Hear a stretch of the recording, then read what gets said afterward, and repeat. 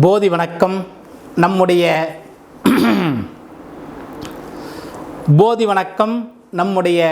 போதி மையத்தில் ஒரு தனி மனிதருடைய வாழ்வில் வெற்றிக்கான ஒவ்வொரு விஷயங்களையும் தொடர்ந்து நாம் பேசிக்கிட்டே வரோம். நல்ல உடல் ஆரோக்கியம் வேணும், உடலில் உள்ள நரம்பு மண்டலங்கள் சிறப்பாக சுறுசுறுப்பாக செயல்பட நல்ல சுவாச பயிற்சி வேணும், மனம் ஒருநிலைப்படுவதற்கும் அந்த இறை சக்தியை ஈர்ப்பதற்கும் தியானம் வேணும், பிற்காலத்தில் என்ன நிகழும் என்பதை அறிவதற்கு ஜோதிடம் போன்ற அற்புதமான ஞானிகளால் கொடுக்கப்பட்ட வரம் இந்த ஜோதிடம். இதையும் தெரிஞ்சிருக்கணும். இறை வழிபாடு எப்படி செய்யணும் இதையும் தெரிஞ்சிருக்கணும். ஏன்னா இது எல்லாம் ஒன்றிணைந்தாதான் அந்த இறைவனுடைய அனுகிரகம் நமக்கு கிடைச்சாதான் இந்த எல்லாத்தையும் ஒன்றாக இணைக்க முடியும். நம்ம போதி மையத்தில் இதை இணைத்து ஒரு பாடத்திட்டமாக நடத்திட்டு வரோம். சரி, இன்னைக்கு ஒரு குறிப்பு பேசுவோமே. இந்த சக்ராஸ் தியானத்தை பற்றி குறிப்புகள் போன பதிவிலேயே பேசினோம். அதிலும் குறிப்பாக பார்த்திங்கன்னா பெண்களுக்கே உண்டானது இந்த அநாகத சக்கரம் அப்படின்னு பேசினோம். அன்பினுடைய வெளிப்பாடு இந்த அநாகத சக்கரம், இதெல்லாம் பேசினோம். ஒரு பெண்ணுக்கு நெற்றியில் உள்ள சக்கரத்தை கவனித்தலை விட இந்த அநாகத சக்கரத்தை கவனிக்கின்ற பொழுது அற்புதங்கள் எல்லாம் நிகழும். ஏன்னா பெண் எப்பொழுதும் அன்பிற்குரியவள்னு சொன்னோம். அன்பினுடைய வெளிப்பாடு பெண்கள் தான், இதையும் சொன்னோம். எந்த ஒரு விஷயத்தையும் உள்ள அவங்களால வச்சிருக்க முடியாது, வெளிப்படுத்தக்கூடியவர்கள். இதெல்லாம் பெண்களுடைய பிறப்பு புனிதம். அதே போல் பெண்கள் உயர்வானவர்கள், எல்லா விஷயங்களும் உண்டு. ஒரு பெண்ணுடைய தியானம் இந்த சக்ராஸ் தியானத்தில் சொல்கிறேன். அவர்களுடைய அநாகத சக்கரத்தில் அவர்களுடைய கவனம் அதிகமாக இருந்ததுன்னா, இதுவும் குறிப்பாக பாருங்களேன், திருமணத்திற்கு முன்பு தியானம் செய்கின்ற பெண்களுக்கு இந்த அநாகத சக்கரத்தின் மீது அதிகமான கவனம் இருந்ததுன்னா, திருமணத்திற்கு பிறகு பிறக்கக்கூடிய குழந்தை எப்படி இருக்க வேண்டும் என்பதை இவங்களால ஒரு காட்சியாகவே பார்க்க முடியும்.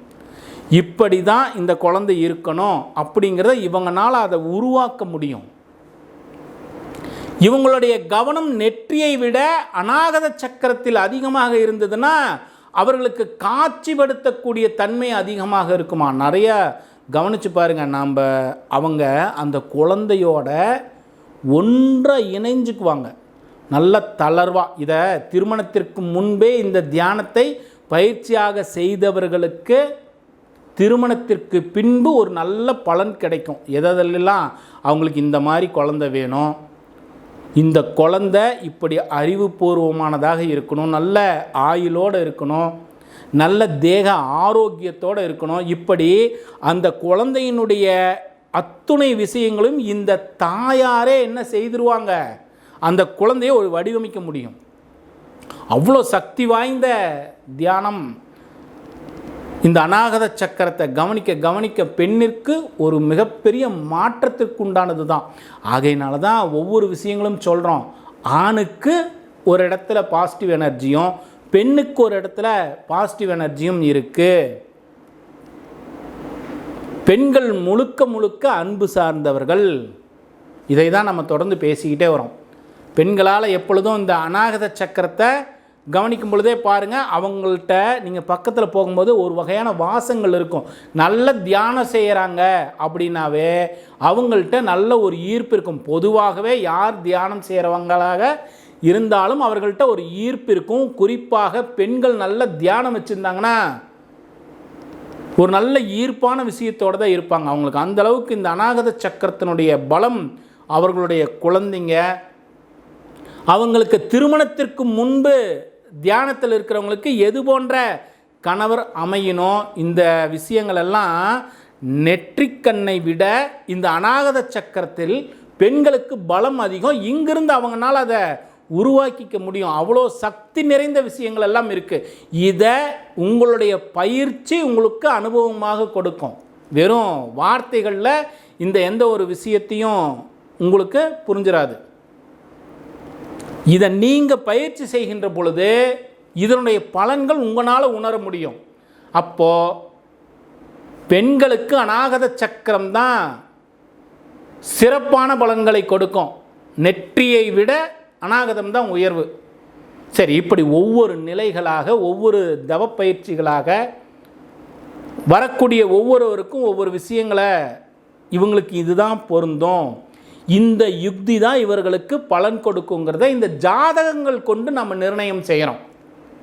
ஒரு ஜாதகத்தை எடுத்து இந்த ஜாதகத்தில் இந்த மனிதருக்கு, இந்த ஆணுக்கு, இந்த பெண்ணுக்கு இந்த தியான யுக்தி பலன் கொடுக்கும்.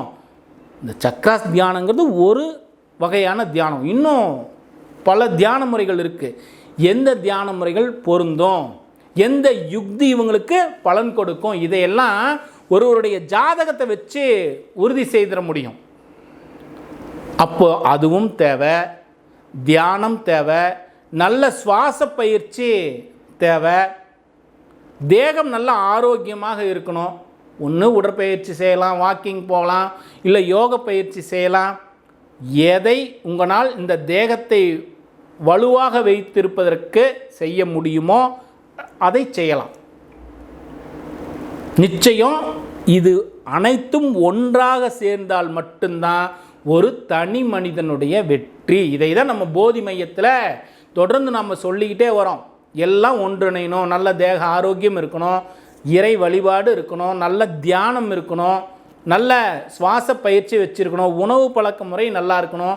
இந்த மாதிரி ஒவ்வொரு விஷயங்களாக நம்முடைய போதி மையத்தில் படிக்கக்கூடிய மாணவர்களுக்கு தொடர்ந்து சொல்லிக்கிட்டே வரோம். இது எல்லாம் ஒன்றிணைந்தால்தான் ஒரு மனிதனுடைய வெற்றி. ஒன்று நல்லா இருக்குது, மீதி உடல் நல்லா பலமாக இல்லை, தியானம் நல்லா இருக்குது, பலன் இல்லை. என்னுடைய உடலை ஆரோக்கியமாக வச்சுருக்கேன், என்கிட்ட தியானமே இல்லை, பலன் இல்லை. இந்த உடல் நல்லா வச்சுருக்கேன், தியானம் வச்சுருக்கேன், இந்த இறை சக்தியை ஈர்க்க முடியல, பலன் இல்லை. எப்படி மனிதனுடைய வாழ்வில் ஒவ்வொரு நிகழ்வுகளும் சிறப்பாக அமையணும், பொருளாதாரம் நல்லா இருக்கணும், அதே போல் குடும்ப வாழ்க்கை நல்லா இருக்கணுங்கிற விருப்பம் மட்டும் போதாது.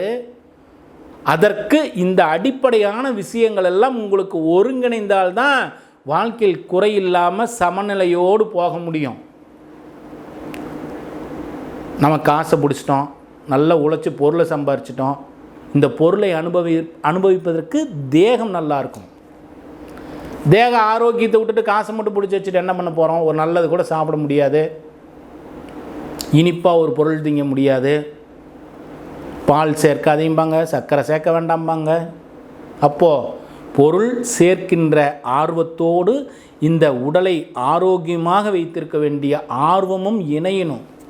இந்த ரெண்டு இணைந்தால் போதுமா? மனம் தடுமாறாமல், மனம் அலையாமல், மன அழுத்தங்கள் இல்லாமல் இருப்பதற்கு ஒரு நல்ல தியான யுக்தி வேணும்.